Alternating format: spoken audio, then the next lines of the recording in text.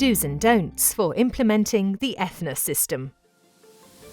Sofia, Bulgaria, a multicultural city founded on a rich European history. This is where the EU project ETHNA System came together to share experiences made in the implementing, testing and refining of an ethical governance system in organisations across Europe. The aim was to develop and improve the ETHNA system for future implementers, helping to ensure that research and innovation activities are financed and carried out in a responsible way.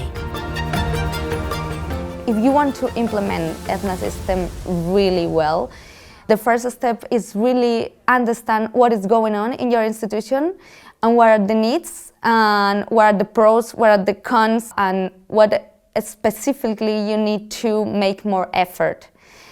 So if you want to do this right, you need to start asking people.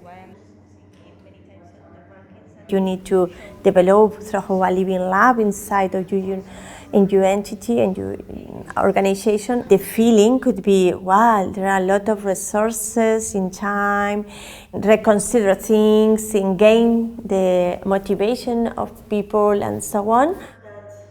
Organizations who want to implement ETHNA system have to think about the availability of financial resources to carry out preliminary activities and to form a team responsible for implementation.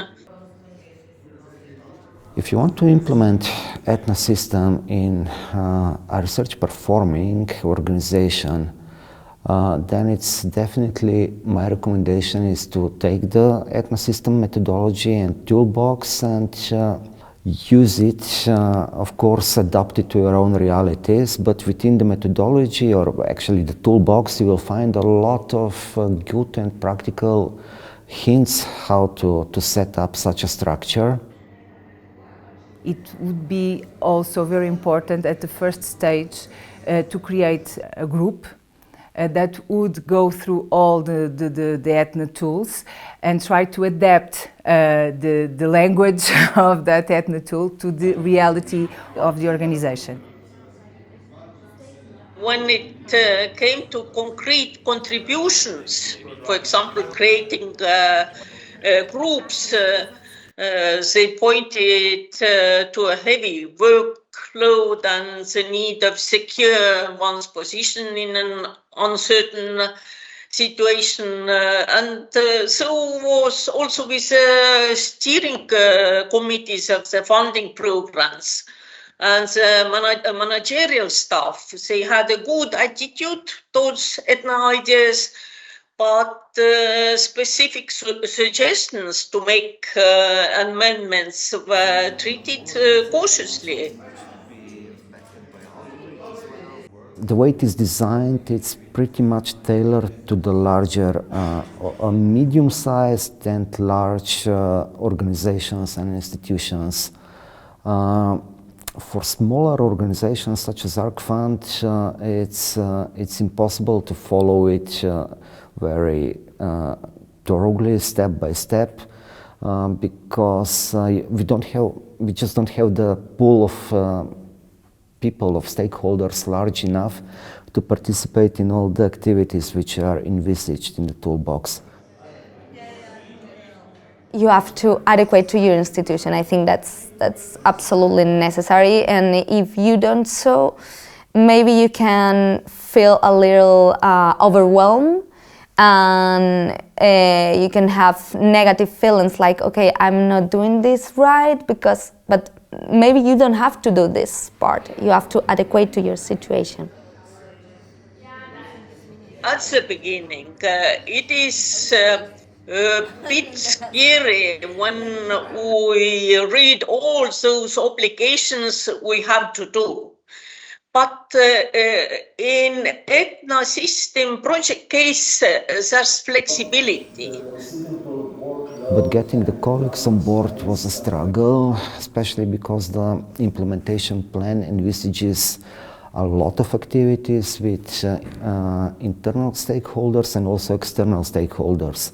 There are a number of workshops, there are different types of communication, information gathering, then changing and checking whether the system is being implemented.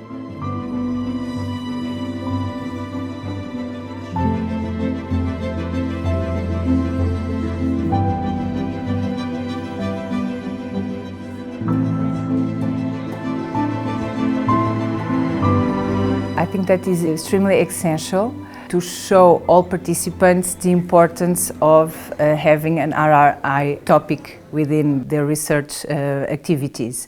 It's really important for them to see what is the value added for them to tackle this code of ethics. I think it's very important for all participants to be sure of the importance of this. Whatever you do, whatever documents you produce or departments or positions you propose, it has to be endorsed by the management. At the same time, management alone is not enough, so you need a dedicated person or persons on the level of the implementers, of the researchers, who are, let's say, ethical or RRI champions and really take it upon themselves to have this process completed.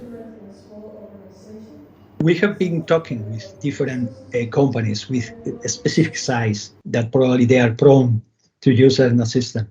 But what I discovered in the process is that in trying to implement ETHNA system requires time.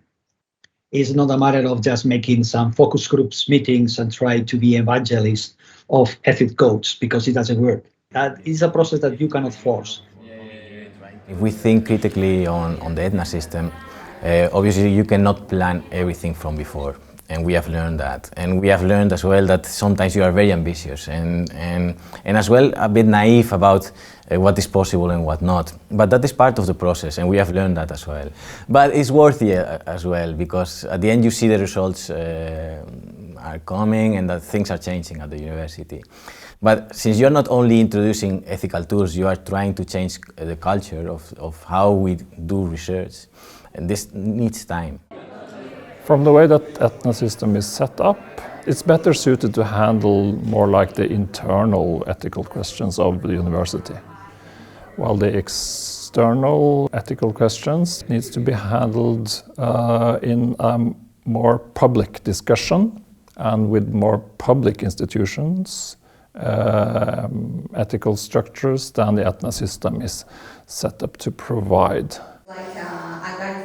To sum up, even considering the challenges that we are facing while we are implementing the ETHNA system, I would say that at the beginning it's been very positive, the implementing of the ETHNA system, and I would highly recommend it for different kind of institutions. I have been in framework program projects many times. And in ETHNA case, there's some kind of enthusiasm and refreshing attitudes. The ETHNA System project invites all organisations involved in research and innovation to make use of the many resources developed over the course of the project and help us in carrying out science with and for society.